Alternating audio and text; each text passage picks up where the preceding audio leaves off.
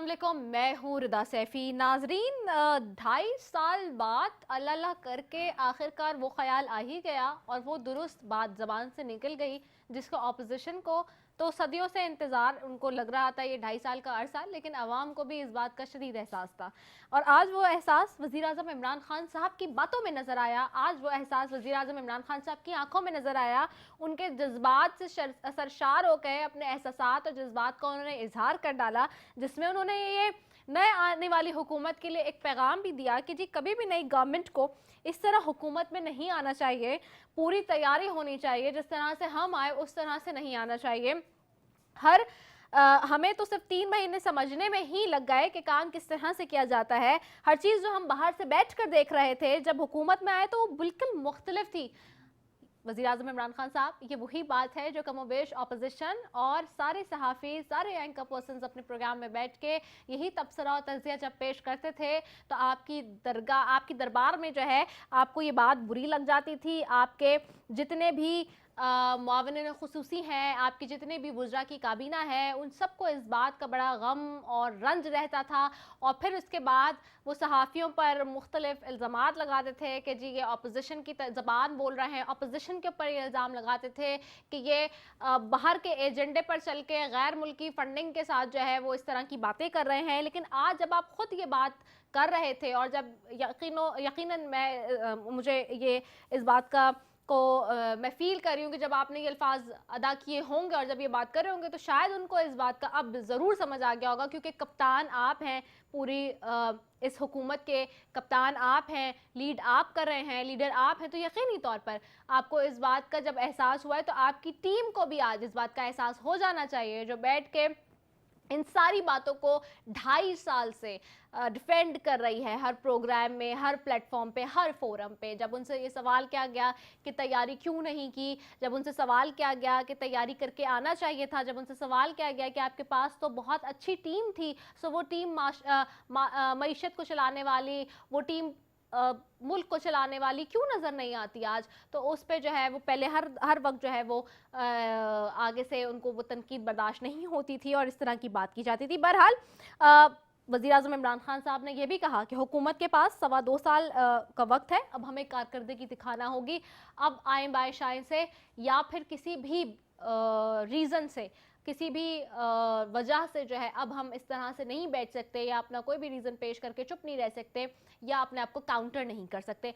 देर आए दुरुस्त आए, मैं आज ये कहूँगी। लेकिन ये it's a very good point कि अगर वज़ीर आज़म साहब को ख़ुद भी रियलाइज़ हो गया इस बात का कि फाइनली जो है एक उम्मीद की किरण नज़र आ रही है आवाम को भी कि जी शुक्रिया वज़ीर आज़म पाकिस्तान कि आपको ये नज़र आया कि वाकई ये सारी चीज़ें जो है उनको देखने की ज़रूरत है। और जिस तरह से जो गवर्नेंस का मामला है, जो मुल्क के मामलात हैं, जो इसको मुल्क को चलाने का जो इशू है, जो मईशत का मामला है, उसके ऊपर आपको अब नज़रसानी करनी होगी। दूसरी तरफ हम ये देखते हैं कि जी अपोजिशन एक मरतबा इस्तीफ़ों की धमकियाँ फिर दे रही है जी, और किसी तरह से ये धमकियाँ ख़त्म नहीं हुई हैं। लेकिन जहां अपोजिशन इस्तीफ़ों की धमकियाँ दे रही है, वहीं हमने देखा कि आज वज़ीर आज़म इमरान खान साहब के इस स्टेटमेंट को मरियम नवाज़ साहिबा ने उनकी तस्वीर लगाकर शदीद तनकीद का निशाना बनाया है। साथ ही साथ जी जहाँ शदीद तनकीद का निशाना बनाया है, वहीं हम ये देखते हैं कि आज पीडीएम के हवाले से ये सवाल उठ रहा है कि क्या पीडीएम जो है, यानी कि जो अपोजिशन की जमातें हैं, उनके अंदर क्या कोई रिफ्ट्स मज़ीद पाई जा रही हैं, क्या कोई ऐसा मामला है जिसके बाद पीडीएम में जो है वो दरार पड़ सकती है।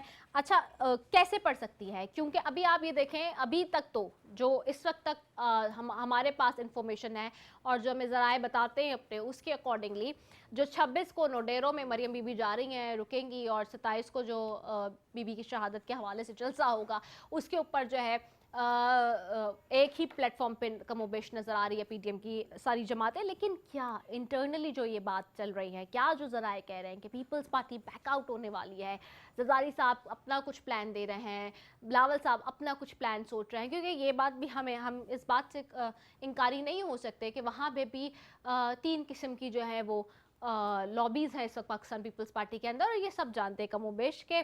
उसमें एक बिलावल साहब की टीम कहलाई जाती है, एक जो है वो नवाज शरीफ, एक जरदारी साहब की टीम कहलाई जाती है, और एक अदी फरियाल तालपुर साहिबा की जो है वो टीम कहलाई जाती है। तो क्या ये तीनों जो टीम्स हैं, क्या वो अपने अलग अलग पॉइंट ऑफ व्यू दे रही हैं? पीडीएम के हवाले से भी क्या कोई रिफ्ट्स है, इसके ऊपर भी मैं आज बात करूंगी। दूसरी तरफ जहां वार्निंग दी है वज़ीर आज़म इमरान खान साहब ने, वो वार्निंग जो है एक तरफ तो वार्निंग दी और दूसरी तरफ रियलाइज़ किया। इस मामले को भी आज अपोजिशन ने किस तरह लिया, इसके ऊपर तो खैर बात करेंगे। साथ हम ये भी देख रहे हैं कि मनी लॉन्ड्रिंग केस में नैब ने शहबाज शरीफ फैमिली के असासे जो है वो कर्क किए हैं एक तरफ, और दूसरी तरफ नैब फिर आज एक्टिव नजर आ रहा है, क्योंकि साबिक वज़ीर आला बलूचिस्तान सनाउल्लाह ज़हरी के खिलाफ जो है नैब की इंक्वायरी की मंजूरी हो गई है। ना सिर्फ उनकी बल्कि रुकन पंजाब असेंबली सैफुल मलूक के खिलाफ भी जो है वो नैब इंक्वायरी होगी, और साथ ही साथ जो है साबिक वज़ीर आला बलूचिस्तान डॉक्टर अब्दुल मालिक बलोच के खिलाफ भी नैब की इंक्वायरी होगी। सो नैब फिर से एक्टिव है एक दफ़ा, और हम ये देख रहे हैं कि अपोजिशन की जमातों के लोग हैं जिनके लिए नैब एक्टिव हुआ है, और वो जो बयानिया है अपोजिशन का, उसके ऊपर अपोजिशन अभी भी ज़ाहिर सी बात है कायम है कि जी वो लोग जो अपोजिशन में बैठे हैं, why they are been chosen for the NAB only, why not the people who are sitting in the treasury benches और sitting in the government. So this is again the big question which is been raised up. So मैं इसके ऊपर बात करूँगी सारी चीज़ों पर जी। एक शॉर्ट कमर्शियल ब्रेक की तरफ बढ़ूँ, फिर उसके बाद मेहमानों की तरफ बढ़ूँगी, and then will start a program. Stay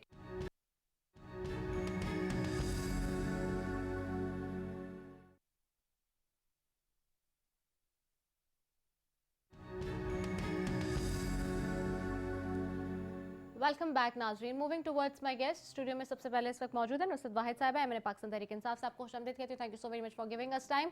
साथ हमें ज्वाइन करें सिद्दीकुल फारूक साहब, सीनियर मेंबर है मुस्लिम लीग नून के, आपको खुशामदीद कहती हूँ। बहुत शुक्रिया सिद्दीकुल फारूक साहब, आपने मुझे इस्लामाबाद से ज्वाइन कर रहे हैं। आप सिद्दीकुल फारूक साहब आवाज़ आ रही है आपको? जी बहुत शुक्रिया कि आपने भी ज्वाइन किया। और तैमूर तालपुर हमें पाकिस्तान पीपल्स पार्टी से ज्वाइन करेंगे। सूबाई वजीर सिंध हैं, ही इज़ लेट, व्हेन जब वो आएंगे तो I talk to him as well.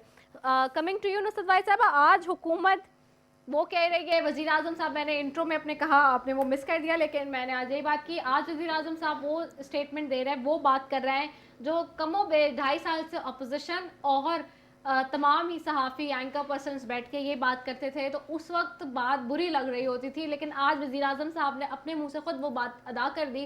तो क्या टीम को इस बात का एहसास हो गया है अब, और क्या या सिर्फ प्राइम मिनिस्टर साहब को एहसास हुआ है कि जी कारकर्दगी अच्छी नहीं है, तैयारी नहीं थी?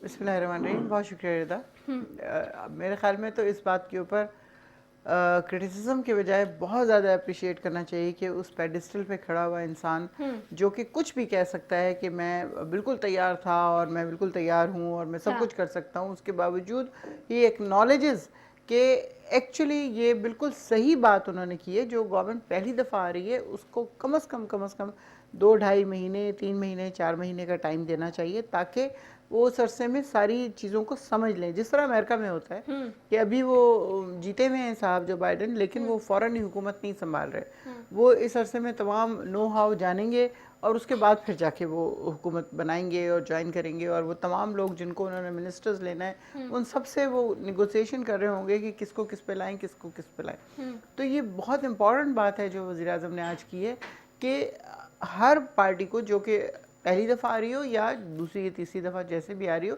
उसको शुरू के 2-3 महीने देने चाहिए तैयारी के, ताकि उसको पता चले। देखिए गवर्नमेंट के बाहर रहते हुए और अंदर रहने में बड़ा फ़र्क होता है। बाहर से आपको अंदाज़ा तो सॉरी पानी आप प्लीज़ ले लें जी। तो होता है कि क्या चीज़ें गड़बड़ हो रही हैं या हैं, या लेकिन पूरी डेप्थ का अंदाज़ा नहीं होता। तो आज बहुत बड़ा उनका करैक्टर आप कह लें इसका, कि उस आदमी का करैक्टर है कि वो एक्नॉलेज कर रहे हैं इस बात को। वरना मेरा नहीं ख्याल कि कोई ऐसा टॉम डिक एंड हैरी खड़ा हो और वो कह दे कि जी इस तरह की चीज़, क्योंकि इससे पहले जो वज़ीर आज़म रहे हैं बहुत कम ऐसे हैं जिनको मैन ऑफ करैक्टर कहा जाए। तो he is a man of character actually, कि वो एक्नॉलेज करें, उनको पता है कि उसके बाद कितना क्रिटिसिज्म आएगा। ये नहीं कि वो इस बात को नहीं जानते कि लोग उनको क्रिटिसाइज़ नहीं करेंगे, स्पेशली अपोजिशन जो सिर्फ इसी ताक में बैठी रहती है कि वहाँ से कोई कमज़ोर चीज़, कोई लिंक ऐसा मिले जिसके ऊपर हम दिन रात उसकी धज्जियाँ उड़ाएं। तो आज जो भी बात वज़ीर-ए-आज़म ने की है, मैं बहुत इस बात पर खुश हूँ, बहुत ज़्यादा अप्रिशिएट करती हूँ उनको कि उन्होंने इतनी हिम्मत की कि ये सारी बात कर सकें। ठीक है। जहाँ तक आपका सवाल है कि जी टीम को रियलाइज़ हुआ कि नहीं, तो टीम को वो रियलाइज़ करवा रहे थे कि देखें अब आप लोगों ने काम करना है, ये बहुत हो गया कि आज हुआ और कल हुआ। ठीक है, सदीकुल फारूक साहब आपकी तरफ आती हूँ। सदीकुल फारूक साहब ये बताइएगा कि आज अब ये बात हो रही है, नुसरत वाहिद साहबा ये कह रही हैं कि देखें अगर वजीर आजम साहब इस तरह का स्टेटमेंट दे रहे हैं, ही हैज़ दैट गट्स, उनके अंदर वो पावर है, वो एबिलिटी है कि वो आज खड़े होके ओन कर रहे हैं, अग्री कर रहे हैं, एक्सेप्ट कर रहे हैं। एक्सेप्ट वाली जो बात है, उन्होंने कहा कि वो एक्सेप्टेंस का जो मामला है वो बहुत मुश्किल है कि जी कोई करे, और अपनी गलती को मानना और बेबांगे दहल मानना और सामने से मानना। So do you agree with it? क्योंकि मरियम नवाज साहिबा ने आज तस्वीर लगा के वजीर आजम इमरान खान साहब की बड़ी क्रिटिसाइज किया है उनको। बिस्मिल्लाहिर्रहमानिर्रहीम। देखिए, नुसरत वाहिदी साहिबा हैं, उन्होंने ये फरमाया कि वाहिद जी जी नुसरत वाहिद साहब जी जी कि जी 2-2.5 महीने तो मिलने चाहिए ना सीखने के लिए, तजुर्बे के लिए। हाँ। तो 2-2.5 महीने तो क्या, ये 2.5 साल हो गए हैं हुजूर। नंबर 1। नंबर 2, इन्होंने अपनी किताब में 2011 में ये लिखा था कि मैं तजुर्बाकार टीम बना चुका हूं और मुझे इंसानों की बहुत पहचान है। वैसे that is a very valid point. वो 2011 का आपने किताब का रेफरेंस बिल्कुल सही दिया है, उसमें है जी, बिल्कुल है, बिल्कुल, आई एग्री दैट रेफरेंस। जी जी जी जी। तो तीसरी बात ये है कि इन्होंने ये कहा था इलेक्शन कैंपेन में 2018 की कि हमने 5 साल की केपीके की हुकूमत से भी तजुर्बा हासिल कर लिया। ठीक है। फिर इन्होंने ये कहा कि हम 100 दिन में इनकलाब बर्पा कर देंगे। ठीक है। अब सूरत हाल ये है कि या तो उन्होंने वो सारी बातें, मैंने आपके सामने 4 बातें रखी हैं, या वो गलत बयानी की, झूठ बोला, या अब झूठ बोल रहे हैं। वजह क्या है? वजह रिदा ये है कि अब जादू जो है वो सर चढ़ के बोल रहा है महंगाई का, खारजा महाज से नाकामी का। 5 महीने में इन्होंने रिकॉर्ड कर्जे ले लिए, वापसी का कोई मामला नहीं हो रहा। अभी फिर इन्होंने देखे कितने 2.72 यानी खरब के कर्जे अभी तो मुअख्खर किए हैं यूरोपियन यूनियन ने। राइट। इसके अलावा जो अपने दोस्त जिनकी ये गाड़ियां चलाते रहे हैं ड्राइवर बन के, उन्होंने कर्जे वापस 1 अरब लिया, दूसरा अरब देना है, बाकी भी वापस दे रहे हैं। मईशत तबाह हो गई है, बेरोजगारी बढ़ रही है, इंतजामी मशीनरी को तबाह कर रहे हैं, नैब को इस्तेमाल कर रहे हैं इंतकाम के लिए। काम की बजाय अपोजिशन को सुबह शाम रोजाना 5-10 प्रेस कॉन्फ्रेंसें होती हैं अपोजिशन को गालियां देने के लिए। कारकर्दगी किधर है? आप जब ये देखा कि मैं जो मर्जी करूं, अवाम जब मार्केट में जाते हैं, बेरोजगार जब जनाब डिग्रियां लेके फिर रहे हैं, जो मजदूर काम कर रहे थे वो भी बेरोजगार हो गए हैं। मकान मैं बना नहीं सका कोई, मैंने 50 लाख मकानों का वादा किया था, 2.5 साल में 25 लाख मकान बन जाने चाहिए थे। इन्होंने तो गिरा दिए मकान, 1.5 लाख। इन 2.5 सालों में 50 लाख नौकरियां मिलनी चाहिए थी, करोड़ का वादा था। इन 2.5 सालों में 10 अरब दरख्तों का वादा किया था, वो 10 अरब दरख्त के 5 अरब लग जाने चाहिए थे। तो ये सारा कुछ जब देखा, कुछ हो ही नहीं रहा। और एक बात मैं अर्ज करूं जी, जो आदमी अहल और काबिल और तजुर्बाकार होता है वो अपने साथ टीम भी वैसी रखता है।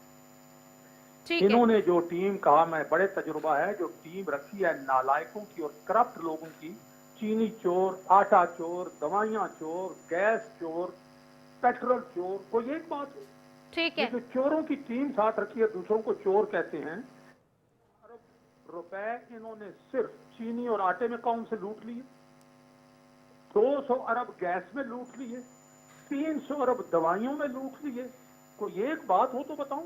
ठीक है, तो सिद्दीकुल फारूक साहब, आपको लगता है कि आज जो प्राइम मिनिस्टर साहब ने एक्सेप्ट किया है मामला, जो वो अग्री कर रहे हैं जिस बात को, दैट इज नॉट, उसको आप अप्रिशिएट नहीं करते, दैट इज नॉट अप्रिशिएबल, वो एक अपनी जो चोरी है, जो नालायकी नाकामी है, उसकी एक्सेप्टेंस है? कि अब मैं यानी एक तरह से यतीम बन के, एक तरह से मजबूर बन के, ये देखिए मैं अपना काम हो गया हूँ, मैं मान रहा हूँ, तो मुझे माफ कर दो। अच्छा, चलें, ये आज समझते ये हैं। तरस, ठीक, ताकि लोग अवाम इन पर तरस खाएं। अच्छा। तरस नहीं कोई खाएगा। अच्छा, ये तर्स खाने के लिए टैक्टिक्स आप समझ रहे हैं, ठीक जी हाँ, है। जी हाँ। चले, मैं हैव टू मूव टुवर्ड्स नवाब तैमूर तालपुर साहब ने भी ज्वाइन कर लिया है। Thank you so very much for joining us. अच्छा, ये बताइए कि आपने जैसे कि देखा, हुकूमत ने आज अग्री कर लिया, वज़ीर आज़म इमरान खान साहब ने जैसे कि खुद अग्री कर लिया है कि 2.25 साल हमें, यानी 2.5 साल हमारे पास थे, लेकिन हमारी जो कारकर्दगी है वो इस तरह से नहीं थी, हमें तैयारी के साथ आना चाहिए था, आगे भी जो हुकूमत आए उसको तैयारी के साथ आना चाहिए नई हुकूमत को, और 2 से 3 महीने कम से कम लगते हैं। इस बात को भी उन्होंने अग्री किया और इस बात को रियलाइज़ कर लिया है। सो क्या ये रियलाइजेशन आप भी ये समझते हैं कि ठीक नहीं है, और यही पॉइंट है जो कि सिद्दीकुल फारूक साहब कह रहे हैं? बिस्मिल्लाहिर्रहमानिर्रहीम। देखिए ना, सबसे पहली बात तो ये है कि जैसे खान साहब हुकूमत में आए थे और प्राइम मिनिस्टर बने थे, तो उन्होंने कहा था मैं खुदकुशी कर लूँगा पर मैं लोन नहीं लूँगा। तो अफसोस के साथ कहना पड़ा कि सबसे जो प्राइम मिनिस्टर था हमारे मुल्क का, वो सबसे बड़ा भिखारी खुद बन गया। कितने प्राइम मिनिस्टर्स आए, कितने गए, सब ने लोन्स लिए, पर इस किस्म के लोन्स, इस किस्म का एक क्राइसिस, इकोनॉमिक क्राइसिस लाना अपने मुल्क के तो पट्टे बिठा दिया ना। आप जिनको कहते थे कि करप्ट हैं, आप जिनको कहते थे ना अहल हैं, तो उन्होंने तो 70 साल में जो है सो 23 ट्रिलियन का डेफिसिट दिया, खसारा दिया इस मुल्क को। तो इन लोगों ने तो जो है वो 2 साल के अंदर, नए फिगर तो आई एम श्योर चेंज होंगे, कुछ और बदतर हो गएंगे, पर उस वक्त ही इनको 43 ट्रिलियन पे लिया, यानी कि 70 साल की करप्शन, नाअहली, बेवकूफ़ियाँ, हर चीज़ एक तरफ, और इनके 2 साल बराबर में आ गए। तो अब मैं तो चैनल्स पे जाके कोस के थक गया हूँ, पर कोई असर इनकी जूं वो हिलती नहीं है। तो अब मैं कैसे समझाऊँ, क्या करूँ? और बहुत इन्होंने वैलिड बात की कि अगर आपको थोड़ा कोई इशू है, आपका थोड़ा माइंड कम चलता है, या आपको काम नहीं चलाना आता, आप मुल्क नहीं चला सकते, तो आप कम से कम टीम तौर के, आपने टीम, जितने आपके नाअहल सारे दोस्त थे, आपके जो रात के वो कचहरियों वाले थे, उन सबको आप लेके और आगे आप सबको वफाकी वजीर बना दिया। और वो वज़रा आके कहते हैं कि भाई कल जो है, एक आगे कहते हैं कि कल परसों से जो है इतनी नौकरियां होंगी कि लोग ठेले बंद करके और नौकरियां मांगेंगे हमसे। और एक वजीर इनका जाके खड़ा होकर कहता है भाई के इलेक्टेड सामने कि आज जो है ये सब जो हो गया, कल से जो है कराची में लोड शेडिंग। मतलब इस किस्म की, मतलब it's real utter nonsense. How can you do this to your country? झूठ बोलने का भी एक कोई हद होती है ना। आप एक झूठ बोल लेंगे, 2 झूठ बोल लेंगे, पर खान साहब तो पीएचडी करने के बाद आए हैं, मेरे ख्याल से प्राइम मिनिस्टर पीएचडी किया झूठ बोलने में, और तुमने कुछ भी नहीं देखा। तो अब 2.5 साल में जब ये कुछ ना कर सके, तो हमारे पास और क्या ऑप्शन था सिवाय इसके कि हम रस्तों पे, रोडों पे निकल आए, या आवाम को भूख मरने दें।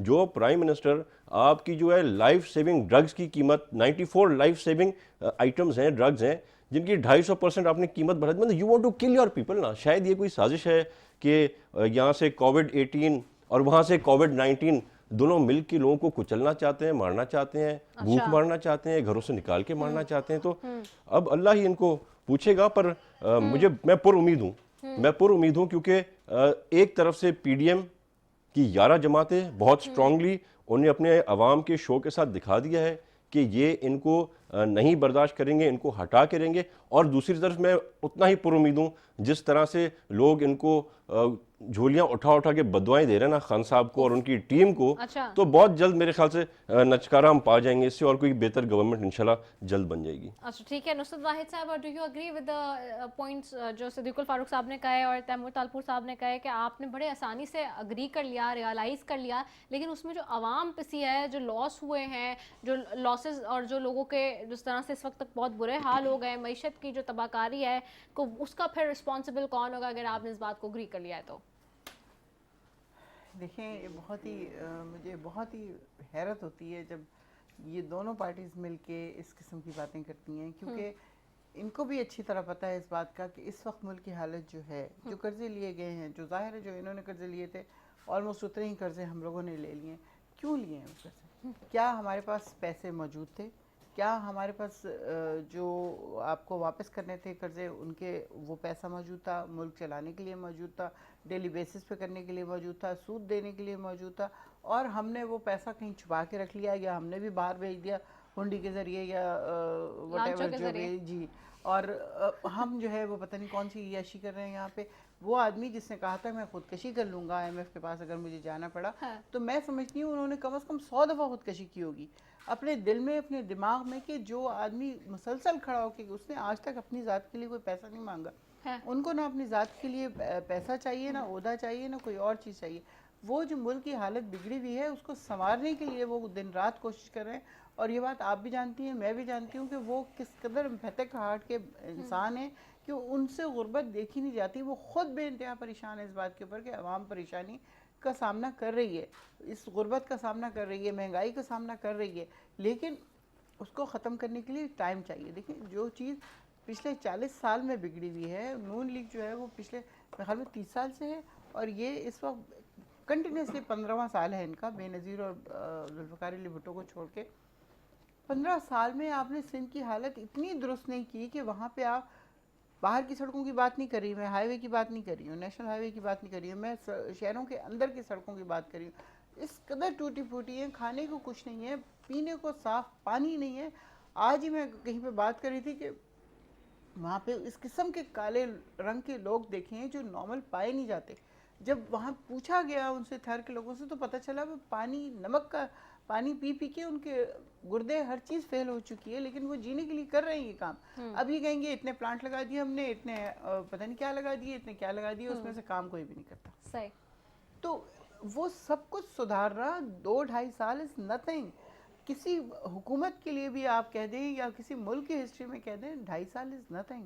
ठीक है, उसके नुसरत लिए भाई साहब, टाइम चाहिए, अच्छा, हमें टाइम चाहिए। आप ये कह रही हैं कि ये बात ठीक है, ये दुरुस्त है कि आप जो बातें कर रही है, जो एहसासात और जज्बात वाली, और उनको एहसास है, परेशान है, लेकिन इमोशंस के ऊपर तो हुकूमत नहीं चलती, चलती, लेकिन फैक्ट्स काम एंड भी तो फिगर्स कर पे रहे हैं, चलती ऐसा है। तो क्या नहीं है अब कि काम नेक्स्ट नहीं। क्या प्लान है, क्या हुकूमत क्या आपको पता है करेगी? कि पिछले 22 चलिए, महीने अब अगर से रियलाइज भी हो गया तो what would be the next step, कि भाई अब पता चला कि ये प्लान है and आगे के 2.5 साल 2 साल जो है वो अच्छे गुजरेंगे।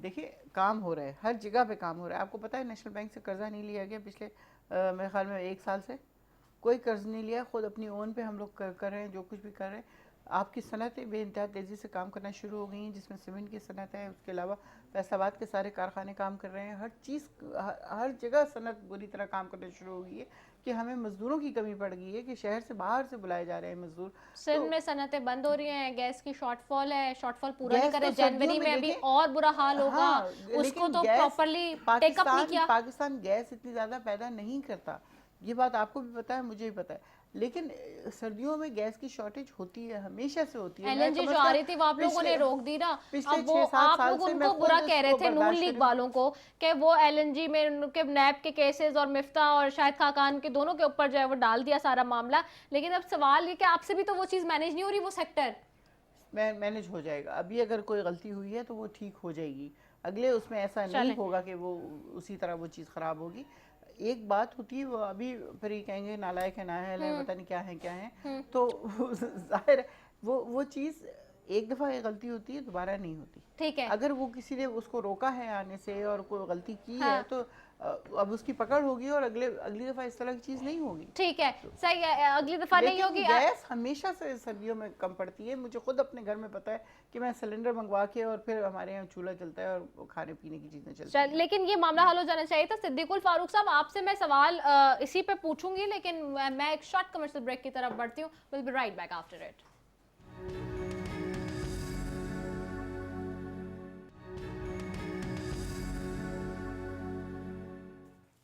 वेलकम बैक नाजरीन, और मैं सिद्दीकुल फारूक साहब की तरफ जाऊंगी। लेट मी आस्क हिम, क्योंकि इस वक्त गैस का इशू है ख़ास तौर पे, वो भी हम देख रहे हैं कि that is heating up now, और जो पूरे मुल्क में इस वक्त सिचुएशन है वो सबके सामने ही है। सिद्दीकुल फारूक साहब, आप लोगों के ऊपर तो केसेस चल रहे हैं, अभी तो वो बाहर वाली कंपनीज को भी भेज दिए कोर्ट ने नोटिसेज, और वो पता नहीं अब आते नहीं आते, क्या मामला चलते हैं। लेकिन सवाल यही है कि क्या ये गैस का मामला और एलएनजी मना कर दिया, और ये सारे मामला, चूंकि मिफ्ता साहब खुद भी थे पिछले हफ्ते में प्रोग्राम में, उन्होंने बहुत बेहतर तरीके से मैकेनिज्म बताया था, लेकिन अभी जो इस वक्त सिचुएशन नजर आ रही है उसमें भी नजर आ रहा है कि मौजूदा हुकूमत भी इस चीज को कंट्रोल नहीं कर पा रही, मैनेज नहीं कर पा रही इस मामले को।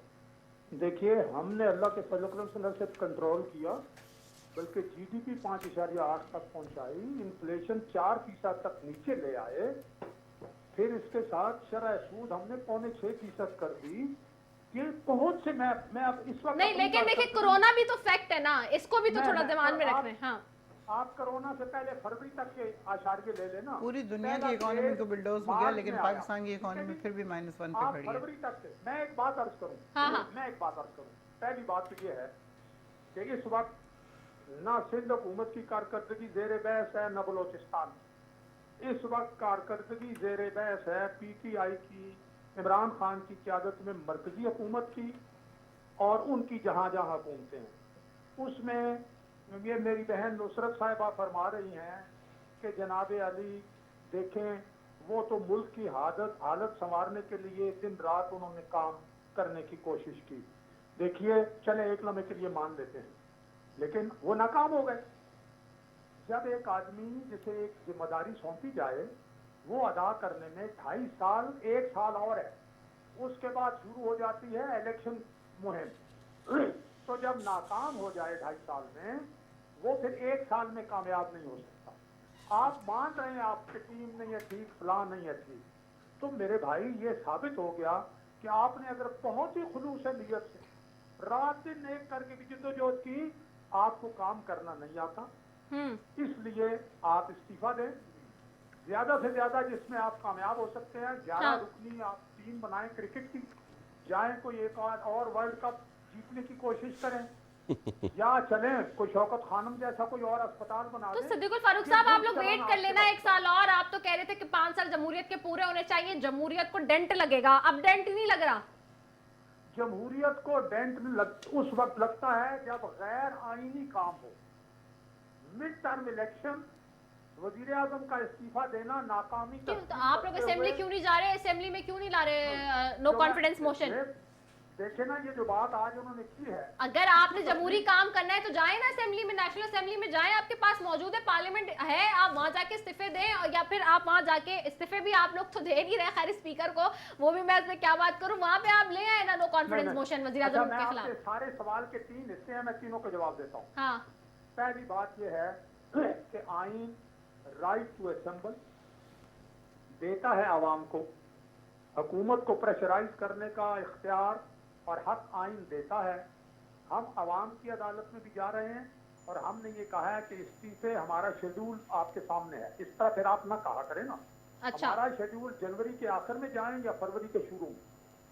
आज लेकिन आज तो फवाद चौधरी कह रहे हैं इस्तीफे सिर्फ जो है ना वो दिखावे के हैं, और मरियम और बिलावल साहब जो है वो शो पीस हैं, जरदारी साहब ने और नवाज शरीफ साहब ने फैसले करने हैं। और अभी तो ये भी है, आज तो ये भी खबर है कि पीपल्स पार्टी भी हट रही है पीडीएम से। ये भी जराए बता रहे हैं इंटरनली। अभी मैं वो तैमूर से सवाल करूंगी इस पे। जी ना, सवाल पे सवाल करती जा रही है, जवाब सुने। हाँ हाँ, बताएं बताएं, बिल्कुल बताएं।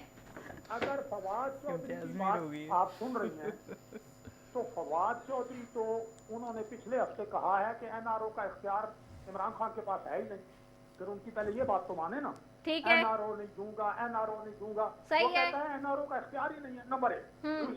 दूसरी बात ये है कि फवाद चौधरी कहे या कोई और कहे, इन्होंने कहा था जी ये इकट्ठे नहीं होंगे, ये नहीं करेंगे, ये जल्द से नाकाम हो जाएंगे, खुदा के फजल करम से हुआ। अब हमने एक और शेड्यूल अनाउंस कर दिया है। हम इंशाअल्लाह इल्ला ये कि जनवरी से पहले मौसूफ इस्तीफा दे दें, ये जो इन्होंने आज तस्लीम की है बातें, इसकी बुनियाद पर ये कह दें कि मैं नाकाम हो गया हूँ, भाई मैं नहीं चला सकता इस मुल्क को, तो इस्तीफा दे दें, बस खत्म होगी बात। हम इसी पार्लियामेंट में दूसरा बंदा ले आएंगे, या हम कोई सूरत जो भी हो आईनी और जमहूरी करेंगे, उससे हट के हम नहीं करेंगे। और एक बात और मैं आपसे अर्ज करूँ, बिल्कुल नई बात नुसरत वाहिद साहिबा ने की कि दिल में कई मरतबा खुदकुशी कर चुके होंगे, तो उस वक्त कह देते ना कि मैं दिल में और दिमाग में खुदकुशी करूंगा, मैं प्रैक्टिकली नहीं खुदकशी करूंगा, लोगों को आपको बेवकूफ पता है समझते हैं। ना, कुछ चीज़ें इंसान नहीं करना चाहता लेकिन उसके बावजूद अपने मुल्क के लिए करनी पड़ती हैं। खैर बहरहाल अब मैं क्या कहूँ, चल। अब जब ऐसी ऐसी जस्टिफिकेशन लाएंगे तो फिर आपको चंद दिनों के बाद, जैसे 23 इमरान दफा खान जब खुद लिया हमारे तब क्यों आचार्य कुछ नहीं ठीक हुआ? हो रहे हैं, हमारा रोजगार मिल रहा है, कारखाने चल रहे हैं, और अच्छा। यकीन करना पड़ा कि नहीं जनाब कुछ अच्छा ठीक है, let me go to Taimur Talpur as well ना, मुझे उनके पास भी जाना हाँ है। जी। हाँ, मैं उनसे भी जरा ले। एक जुमला और सुन लें। जी, जी। एक जुमला और सुन जी, लें। जी, जी, जी, इन्होंने बिल्कुल। कहा जी कि हमने अभी कर्जा नहीं लिया, इन्होंने पिछले 5 माह में रिकॉर्ड कर नहीं, उन्होंने वो 1 साल का कहा था, नेशनल बैंक की बात हो रही थी, उस पे कहा उन्होंने 1 साल का।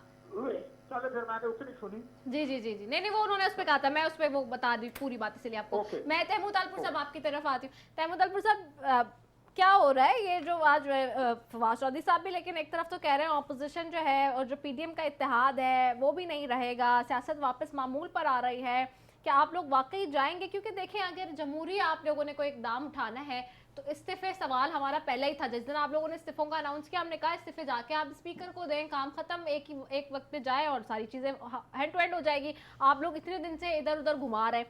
सेकेंडली ये कि क्या वाकई मरीम नवाज साहब और बिलावल साहब जो है वो एज ए शोपीस इस्तेमाल हो रहे हैं और जरदारी साहब ने और नवाज शरीफ साहब ने ही फैसले करने हैं? अगर उन्होंने ही फैसले करने हैं तो फिर फैसले तो जाहिर से मफाहमत की बुनियाद पर होंगे। एजुटेशन की सियासत तो उनकी रही नहीं है कभी भी।